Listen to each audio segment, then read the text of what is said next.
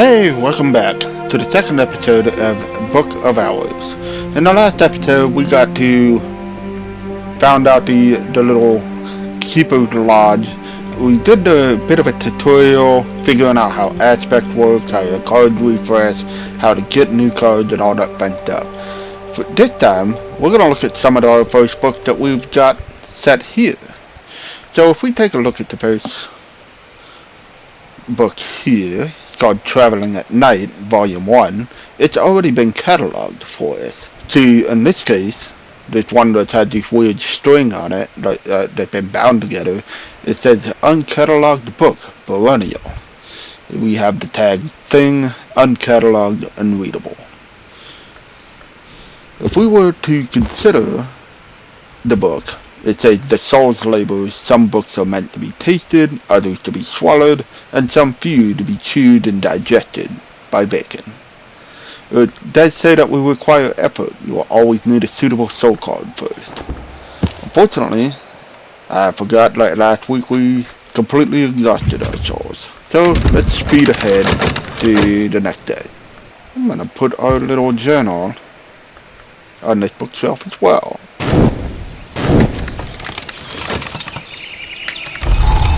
Alright, so the new day is here. We have a gale card this time for the weather.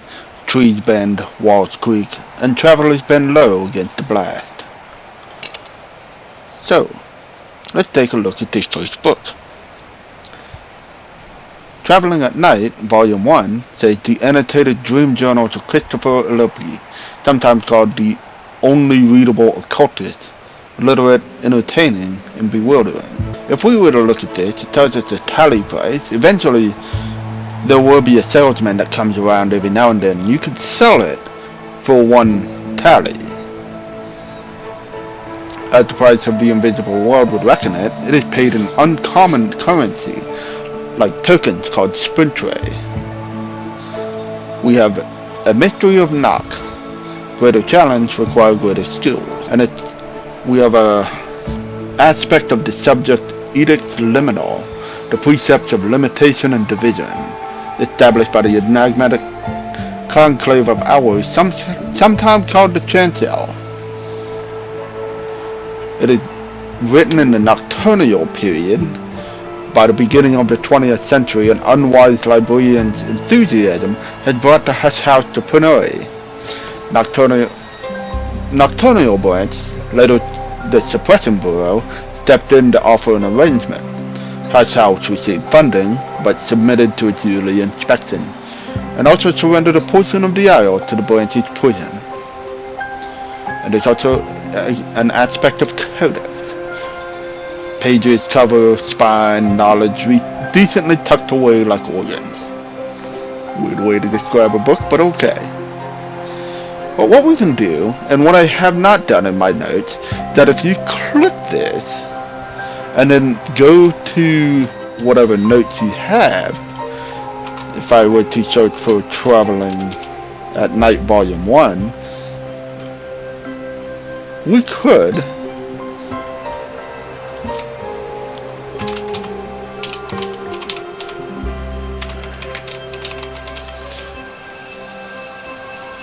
it automatically copies it for us.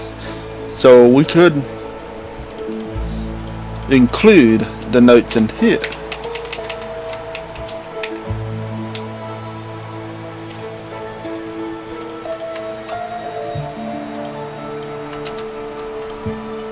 There we go. Clean that right up. And spin that a little bigger. There we go. I would also like to figure out what era it was written in. And it was written during the Nocturnal.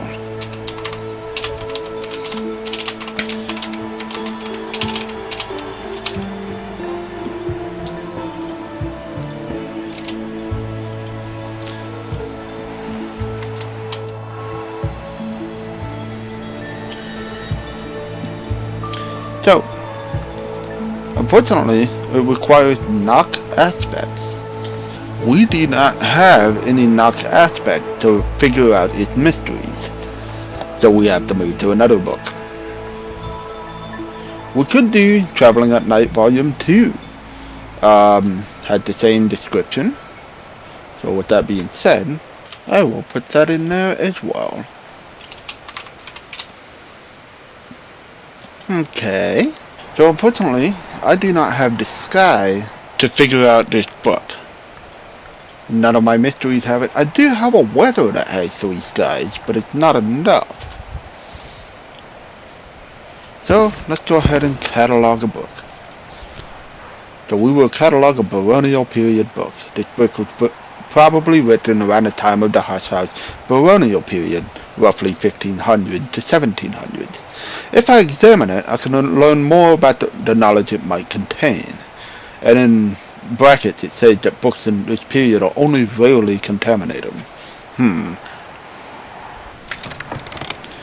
Now I have an idea of the book's natures and its contents. So we have a book called De Horis, Book 2. In Latin, a 19th century reprint by the indefatigable Nathaniel Darcy Evers of a 14th century Latin translation of a 4th century work.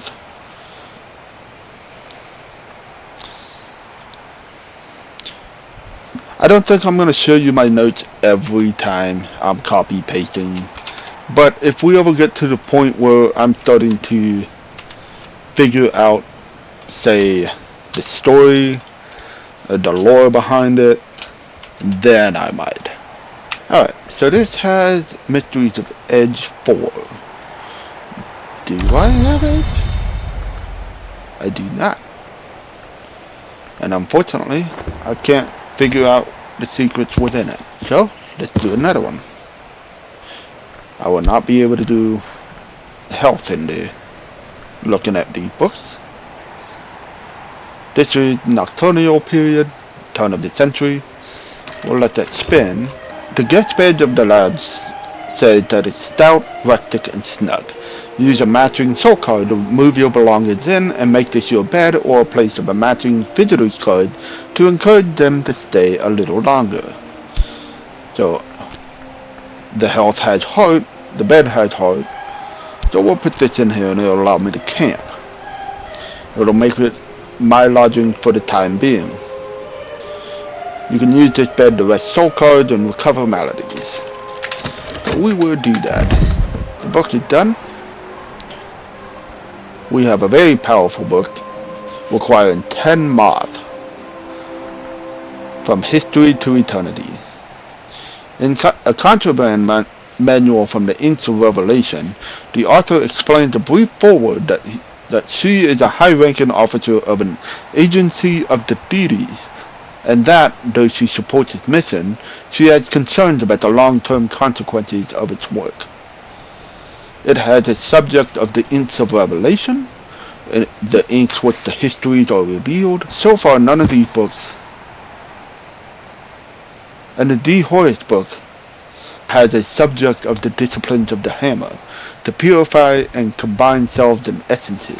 The hammer shapes the gates and shatters doors, within us and without. The baronial period was in the 16th century. The De Wolf family became the barons of Bankrug, governing the Isle at their personal estate until 1759, when their line ended in madness and death. And we could use this Hush House key, heavy enough that it takes both hands to turn, heavy enough to brain someone, though you'd need both hands for that too. We do have the Great House of the Gate, and it requires a key that has the Nox aspect. Sure enough, we got one of those. And we will unlock a new room of the Hush House. The camp is a safe place for me now, to the extent that dreams are safe. We'll collect all that. We got a new room. We got a bust of Serena Blackwood. Some painting. Find out that Dozier Blake, the 7th librarian, liked painting donkeys. No one else liked the donkey painting, but Thursday never cared about much what other people liked. I actually have that in my notes somewhere. We could make a thing of tea if we drag it into, I think, the fire pit. But we need a soul card to do it. Alright, let's take a look at this last book here.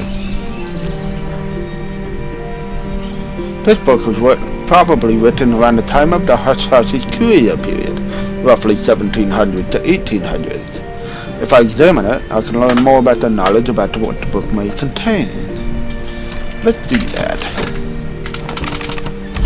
We got a sunny day. We got another powerful book requiring 10 skies called, let's hope my Latin keeps up, De Motu Corporeum Veritorium.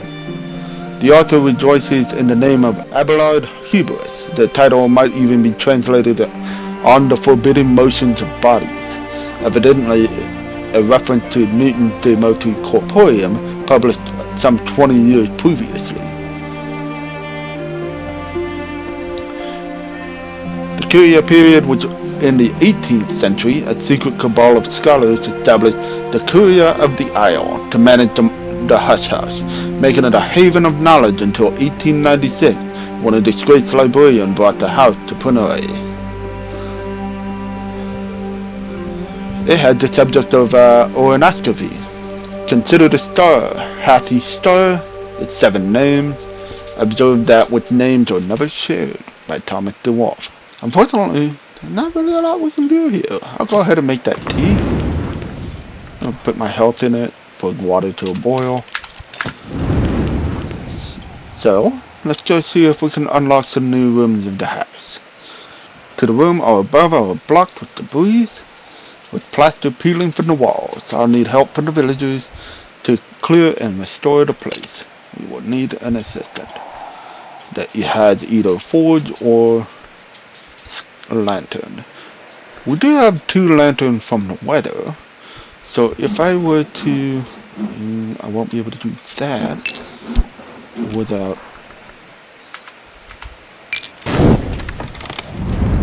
the tea done. Tea from the land of the real unicorn, imported by Carter in here. There's a lot of neat little aspects. So, it's got liquid, what seeks the depth, flees the height, and cannot be constrained by any chain ever forged. You got the beverage. There are some things it's wiser to drink in the morning, and others it's wiser to drink in the evening.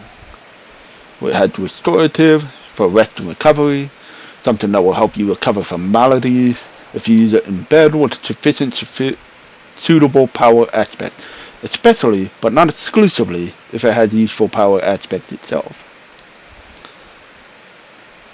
Cooking ingredient. This will be part of something greater. And when you had the House of Light DLC, cooking ingredients can be used for cooking and making food in the kitchen. Who would have thought? But it's good to have that tag to say, hey, this is cookable. To serve, use the editorial glasses and cup to pour this out. Had the edge tag and the knock tag. So if I were to put this over the crockery down here, it would turn into a small little cup of it. Oh no, we're running out of place to put stuff.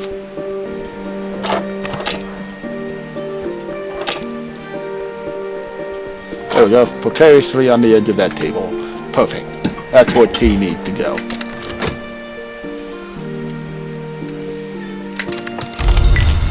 Now that I got my whisk, we'll go get the quills. And since I need 2 either or, match one of these, we do have, we can talk about the weather, more useful than one might expect, especially in Britain. You can, the influence of turning skies can be used to boost an assistant's abilities for the rest of the day. And now Mr. Quill has 2 lanterns, and and we can use that to unlock the gatehouse stairs. Oh yeah, that's right. The descriptions of the room change when you unlock them. So the Watchman Tower, back in the 11th century, Brian of Brittany built the tower at its gate to protect St. Brendan's Abbey, as the Hush House was then known. Later, the Baron Dwarf strengthened the gate against their many enemies. But it's a long time now since the Hush House has any kind of fortress. And by the time the scholars of the Curia took possession, the place had long been a comfortable waiting room for visitors of the house, too minor to merit immediate attention. And this turns into the Watchman Tower's first floor. The notorious Ava DeWolf, first and last Baroness Berncrag, liked this room, because this side of the house carried fewest memories of her forefather Valentine, so she could eavesdrop on conversations of visitors waiting below, or just because of how the pale light slanted through the windows in the last day of winter. Who knows? But we got a lot of new books here. We have a statue of Walter DeWolf up there, and we got a bunch of new books. Let's see if we can do anything with it. We found a book of Kittling Ripe and the Moldywarp's Grave, and other stories. A lusciously illustrated tome of loosely connected children's stories. Few of them are remotely suitable for children. And we'll let it move until the next day. Since I can't do anything with these books, I'm just gonna put them back. Kittling's Grave has a subject on resurgence and emergencies. Birth and death are only directions. Between the two, we will find a crossroad. Oh yes, so we get a reminder to the librarian. A reminder from St. Rowan Trust that I haven't replied to them. So we could do that. We could put it into the desk and read a letter. The letter reads, "The Trust hopes that I've arrived safely, but wonder why, if so, I haven't replied yet." The letter is simply signed the trustees. So if we were to put this in here, it needs some ink. Oh, can't do that till tomorrow. This book is A Pale Lady and the Prince of Wines, an anonymous biography of Ava DeWolf. The last of the dwarfs focused rather salaciously on her personal troubles and intrigue. It is 4 marks. That might be the easiest one I've gotten so far. But I don't have anything with the moon aspect. We'll just continue to crack it along. Oh, I'm sorry. The Pale Lady had a subject of sea stories. The sea has always been the widest road. We found another book on resonance. Experiments in its history. History? I'm not sure how to pronounce that one. By the skysmith Everett Bisnat. And for the rest of the day, we'll make some money. I have no need to try to make or recover my soul as fast as possible. So, it would always recover at the end of the day. So, and there is no real time limit. So, you could easily just let the days fly by. Get yourself lost in books all over the place. I forgot all about a small little mechanic. So if I were to take the Sylvie book, I need to actually read it. Okay, we will do that in a minute. Let me go ahead and reply. An inquisitive reply to St. Rowan Trust. I am here, but my situation is precarious, and there is so much I must do and not yet know. Is there anything more you can tell me of the house the locals have passed? We'll consider our own book, the journal that we crashed up with. Now we got a letter to the trust. Oh, I need my journal. My journal, I am sure of it. The storm scattered my thoughts, but with each page I turn is familiar. I begin to recall now why I came here. With time and peace, I'll remember more. More about your origin and your aspiration. In your journal, you can now access the Tree of Wisdoms on the top of the screen, which is fun to see. Now this is a very complicated looking magic circle, but it's rather simple when you think about it. Each time you unlock a book and you've learned the skills of it, you can apply it to the Tree of Wisdoms. Where you go in there? Great. And then you could assign it to a section of the 1, 2, 3, 4, 5, 6, 7, 8, 9 trees of wisdom. We have illumination, ethatry, horror chemistry, birdsong, preservation, the boss, skeletostrophy,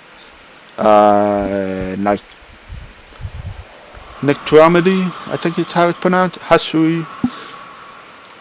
And each one of them, you can see that they are assigned different aspects, like ethatry and illumination and horror chemistry are all forwards, some of them are edge, hushery and illumination have winter, and so on and so forth.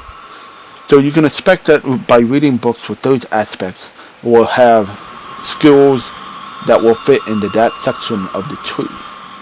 Moreover, much like in real life, where you have skills that are tangential to another, like knowing physics helps you be an engineer, you can jump from one line to another if you had the correct skills.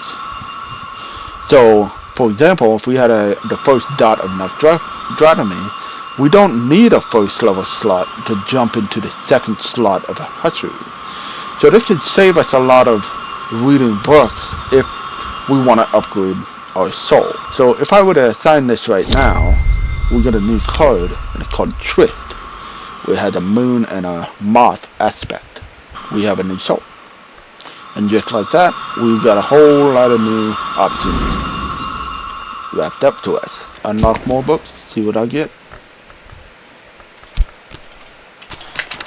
I much like, going to college and learning all these new skills. You gotta read a lot of books to get anywhere near where you want to go. So we found a book called On Imperfections. Pomander, Lightsmith, and Lantern Long described the process of transient habitation, which he calls a manifestation of imperfection. And finally, our last book, we have Sunrise Awakenings. This one might be doable. We have a revelation. Oh, sorry, let me go back to imperfection. It has a subject on glass blowing and vessel crafting.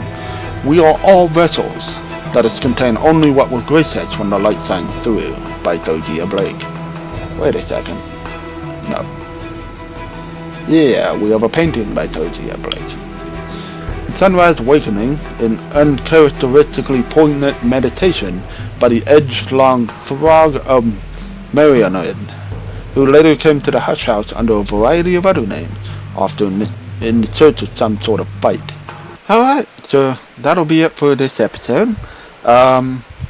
We will continue to unlock more buildings with assistance. Hopefully find a book we can crack open next episode. But it is random, what we get, what we do not get. But we just have to remember, like, I almost had an opportunity to unlock Sunrise Awakenings, but there's a chance. Let me try something. So if I were to look at this painting,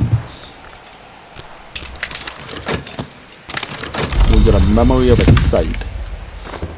And then let's go ahead and read this using the memory of the revelation. We don't have it skilled. We'll hit start. Perhaps you have provided the lantern, but not enough to match the mystery of lantern. If you're lucky, you still might succeed. There's still a chance. We don't have the correct weather. Oh, divine inspiration, or just the right breath of air at the right moment. A mood come out upon you which increase certain aspects. We got it. I'll go ahead and get my health back. Looks like we'll unlock this book. So, I've mastered and gathered the lessons it concealed. If the light were not silent, it would be music. If music were visible, it would be light. I've read each day, Twag suggests, is faintly touched by the light of every past day. So in the light of every present day, we may begin to understand something of the days to come. At least, this appears to be its conclusion, but he stops in mid-sentence, apparently have lost patience in the act of writing, or possibly have been ambushed. We get a card of Lessons of Aurora Contemplation. Use this card with consider. And a memory of a revelation, so we got it back. So now we can do that to learn our first skill. And there you go.